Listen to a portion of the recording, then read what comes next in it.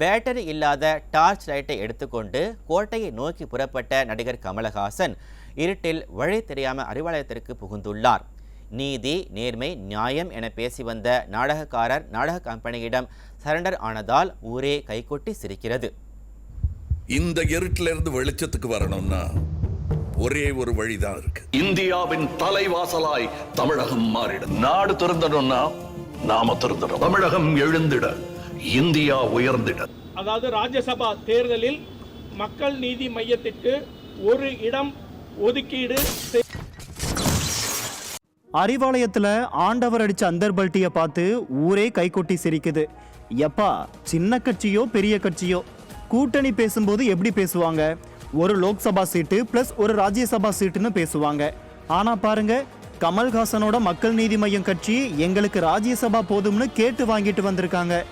மக்களை சந்திக்க கமல்ஹாசனுக்கு அவ்வளவு பயம் போல. நான் அந்த பக்கமும் இல்லை இந்த பக்கமும் இல்லை, நடுவுல நிக்கிறேன்னு சொன்னப்பவே தெரியும் ஒரு நாள் இல்லை ஒரு நாள் இந்த வண்டி அறிவாலயத்துக்குள்ளதான் போகும்னு. நினைச்ச மாதிரியே போயிடுச்சு. இன்னைக்கு கமல்ஹாசனும் அதையே தான் சொன்னாரு. எங்க கை குலுக்கணுமோ அங்க கை குலுக்கியிருக்கேன்னு. கமல்ஹாசன் கை குலுக்குனது மக்கள் நலனுக்காக இல்லை, சினிமா துறை சார்ந்த தன்னோட சொந்த நலனுக்காக தான். சினிமா நடிகருங்கிற அடிப்படையில் திமுகவுக்கும் கமல்ஹாசனுக்கும் ஏற்கனவே நெருக்கம் அதிகம். திமுக தலைவர்கள் மற்றும் முக்கிய நிர்வாகிகள் எல்லாம் கமல்ஹாசன் கூட நல்ல உறவோட இருந்தாங்க. எப்பா, இப்ப ஏன்பா போதை கடத்தல் கும்பலோட தலைவர் ஜாஃபர் சாதிக் போட்டாவை போடுதீங்க? ஜாஃபர் சாதிக் திமுகவில் முக்கிய நிர்வாகியா இருந்தது. முதலமைச்சர், வாரிசு அமைச்சர் கூடலாம் நெருக்கமா இருந்தது உண்மைதான். அந்த வகையில கமல்ஹாசன் கூடவும் நெருக்கமா இருந்திருக்காரு.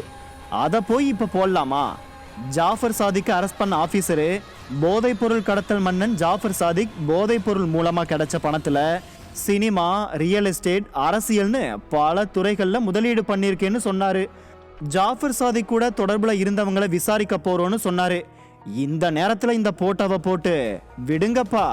அதாவது மக்களே, கமல்ஹாசன் கடந்த காலங்கள்ல திமுகவை பண்ண விமர்சனம் கொஞ்சம் நஞ்சம் இல்லை. அதையெல்லாம் மறந்து கமலும் ஸ்டாலினும் கைகோர்த்திருக்கிறது மக்கள் நலனை காப்பாத்திக்க இல்லை, முழுக்க முழுக்க சுயநலம் மட்டும்தான்.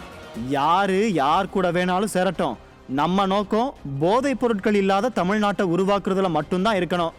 போதையில்லா தமிழகத்தை உருவாக்க விரட்டி அடிப்போம் நாடகக்காரர்களை.